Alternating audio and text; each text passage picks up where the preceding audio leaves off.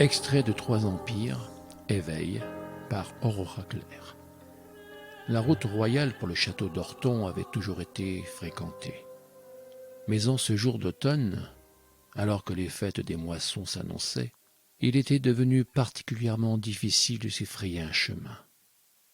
Alors qu'il n'était qu'un homme solitaire chevauchant un bel alezan, il avait du mal à éviter les multiples chariots et autres bêtes de bas au milieu des carrosses et autres calèches de la petite noblesse. Le roi avait annoncé au milieu de l'été la célébration du 8e anniversaire de son fils aîné et héritier, et tous avaient décidé d'y prendre part. Il dépassa lentement une charrette tirée par un paysan dont le pantalon était couvert de boue. Ses enfants en bas âge, assis à l'arrière, observaient les environs avec excitation.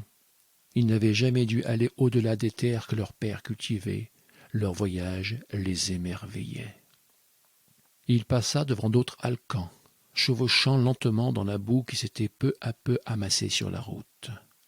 Constantin prenait soin de mener sa jument au pas. Il n'avait aucune envie que celle-ci se casse une jambe par un geste malencontreux. Il était un voyageur qui avait toujours vécu sans vraiment se soucier du futur, préférant gagner quelques deniers pour continuer ses explorations. S'il avait dû se séparer de Gisèle, sa jument alezane, il aurait été incapable d'acheter un autre cheval pour finir son voyage. Il rejoignit le château d'Orton dans l'optique de devenir le maître d'armes de l'héritier du roi.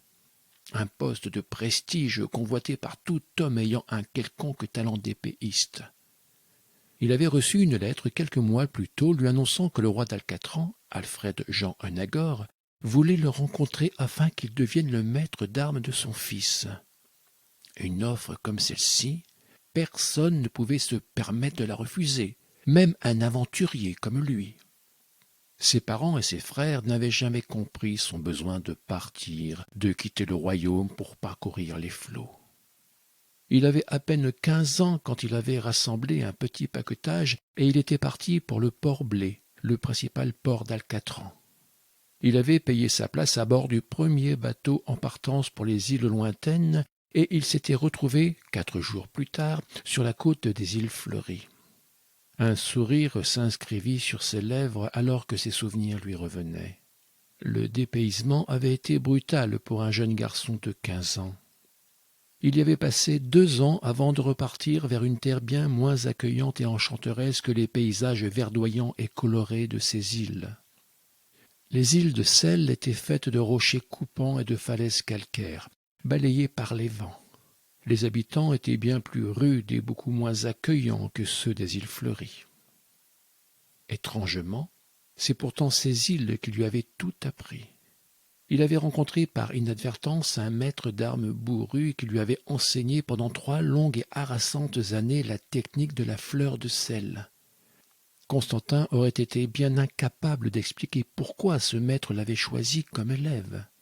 Il n'était qu'un gamin de port, un gringalet dégingandé et bagarreur. Il était finalement retourné vers le continent quand son maître l'avait jugé digne de sa formation. Cette dernière décennie, il l'avait passé à arpenter les 4 royaumes en devenant pendant quelques mois le maître d'armes de la petite noblesse des duchés. Ces maigres allocations ne l'avaient jamais mené bien loin.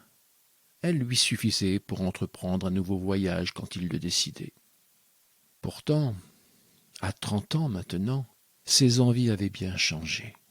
Comme si un besoin de stabilité, qui lui avait toujours fait peur par le passé, était devenu essentiel à son évolution. L'offre du roi répondait en tout point à ses attentes. Il était certain que cette demande n'avait pas été formulée par hasard. Un simple maître d'armes de la petite noblesse n'aurait certainement pas attiré l'attention du roi Alcan. Par contre, un maître de la technique de la fleur de sel, c'était autre chose. Constantin appréhendait sa rencontre avec le roi. Il n'avait jamais été en présence d'une personne aussi importante. Gisèle ne se préoccupait pas des inquiétudes de son maître, le menant d'un train régulier vers sa destination. Le temps pouvait bien être celui d'un mois d'automne pluvieux. Il repéra sans encombre le grand lac de Nordéou au pied de la colline de la cité émeraude. Il avait hâte d'arriver à bon port. Ses reins étaient devenus douloureux après 5 heures de trajet. Le chemin fut de plus en plus engorgé au fur et à mesure qu'il s'approchait de la cité voilée de brume. Il ne voyait qu'une forme indistincte qui se dessinait à l'horizon. Il répétait inlassablement le discours qu'il avait préparé pour le roi. Il espérait pouvoir le voir rapidement, même si la fête qu'il avait choisi de préparer pour son fils devait être au centre de toutes ses préoccupations. Pour être tout à fait honnête, Constantin n'était pas vraiment au fait de la royauté alcane. Il avait passé une bonne partie de sa vie à l'étranger. À l'époque de son départ pour les îles Fleuries, c'était encore le vieux roi, Jean-Alexandre Hénagor, qui gouvernait le royaume. Son fils et héritier était promis à une haralde, Isha d'Armor. Beaucoup de choses avaient changé. Le vieux roi était mort. Son fils, lui, s'était marié avec la jeune haralde et il avait succédé à son père.